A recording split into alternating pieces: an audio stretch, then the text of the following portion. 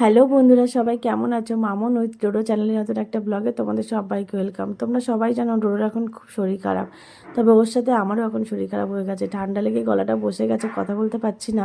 ব্লগটা তোমাদের সাথে শেয়ার করা ভীষণ ইম্পর্টেন্ট, তাই এই ভাঙা গলায় তোমাদের সাথে ভিডিও এডিট করে ভয়েস দিয়ে ব্লগটা শেয়ার। ওর জন্য ওষুধ কিনতে যাবো বলেই রেডি হয়েছি, কিন্তু কেন রেডি হয়েছি আর ওকে নিয়ে যেতে হবে, না নিয়ে যেতে পারবো না, তার জন্য এখন দেখো কান্নাকাটি শুরু করে দিয়েছে।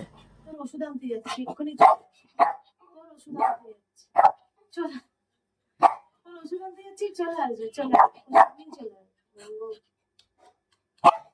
ওষুধ আনতে যাচ্ছি, আমার যাওয়া যাবে না, বুঝলি? থাকো, যাও নিচে নাও, বাড়ি থাক, যেতে হবে না, আজকে যেতে হবে না। এখানে এই যে প্রেসক্রিপশন, তোর ওষুধ আনবো, নিচে নাও, যাও, আজকে একটু থাকো, থাকো, পরে বাড়ি যাবো, নিয়ে যাবো, আজকে যেতে হবে না।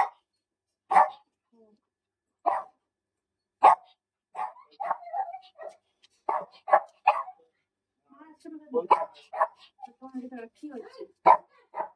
থাক বললাম তো, কোনো টাকাই নেই।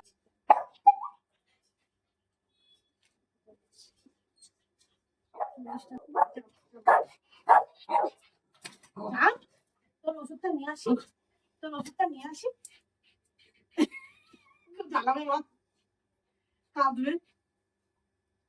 তোর ওষুধটা আনতে যাচ্ছে, নিয়ে চলে আসবে, থাকো, আসছি, বেরো।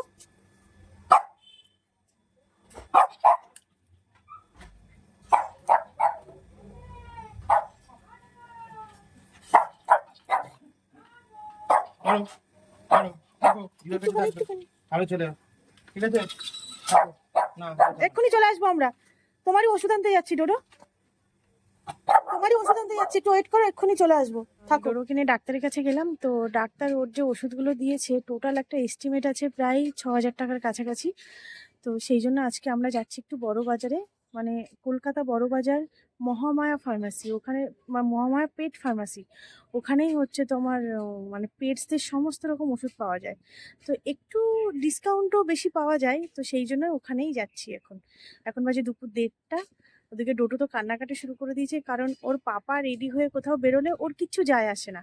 ও ভাবে যে ওর পাপা ঠিক যখন আসবে ওকে নিয়ে ঘুরতে যাবে, কিন্তু আমি রেডি হতে পারি না। আমি রেডি হলেই মোটামুটি ও কান্না শুরু করে দেয়, কারণ আমি যেখানেই যাই বেশিরভাগ টাইম ওকে নিয়ে বেরোই, মাঝে মাঝে ওকে রেখে যাই, কারণ সব জায়গায় তো ওকে নিয়ে যাওয়া সম্ভব না, সেই জন্য।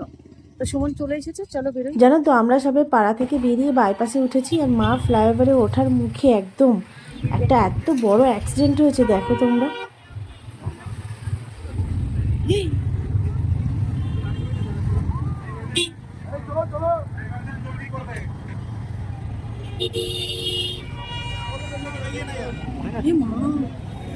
এত বড় অ্যাক্সিডেন্ট হয়েছে না, যে দেখে গা শিউরে উঠছে। বাইকের সাথে 4 চাকার অ্যাক্সিডেন্ট হয়েছে, বাইকে যারা ছিল তাদেরকে হয়তো হসপিটালে নিয়ে গেছে, তবে 4 চাকার মধ্যে একজনকে দেখলাম হয়তো মারা গেছে, সেরকমই ক্রিটিক্যাল অবস্থায় দেখলাম।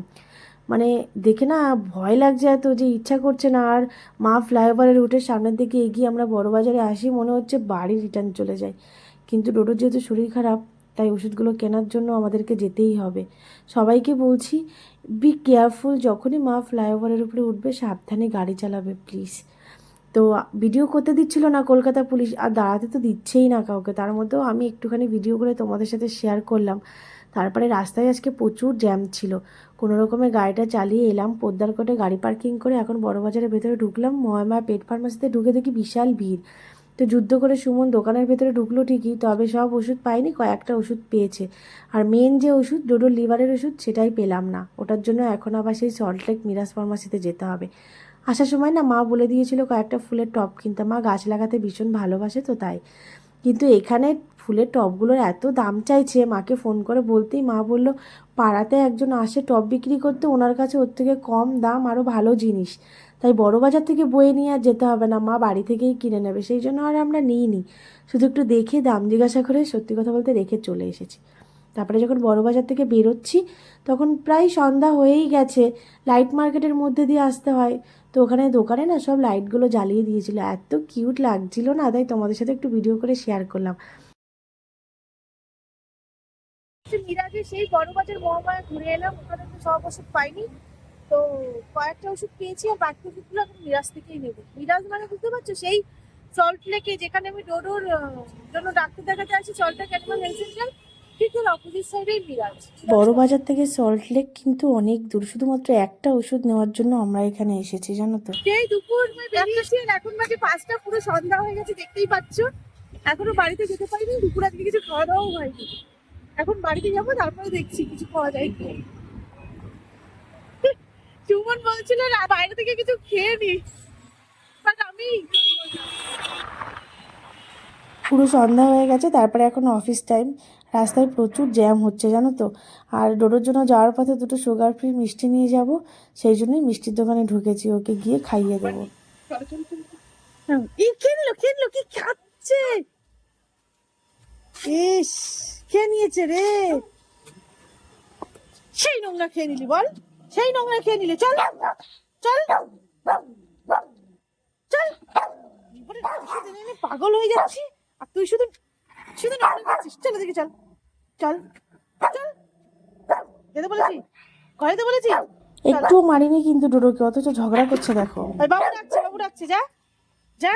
বকাঝকা দিয়ে ঘরে তো ঢোকালাম, আর যেই ঘরে ঢুকেছে ডোডোর দাদু আমরা বড় বাজার থেকে যে প্যাকেটটা এনেছি সেটা নিয়ে শুধু বলছে ওই যে মিনি আছে আমাদের বিড়ালটা, ওকে দিয়ে দেবো। কেন বলছে ঝগড়া হচ্ছে দেখো, ও জানে যে ওটা ওর মা এনেছে, কাউকে দেওয়া যাবে না। তো আজকের ব্লগটা এখানেই শেষ করলাম। দাদু আর ডোডোর ঝগড়া এত তাড়াতাড়ি শেষ হবে না। বড় বাজার থেকে মেডিসিনের সাথে আর কি কি এনেছি তার সব কিছু পরের ব্লগে তোমাদের সাথে শেয়ার করব। ভালো লাগলে চ্যানেলটাকে সাবস্ক্রাইব করে পাশে থেকো।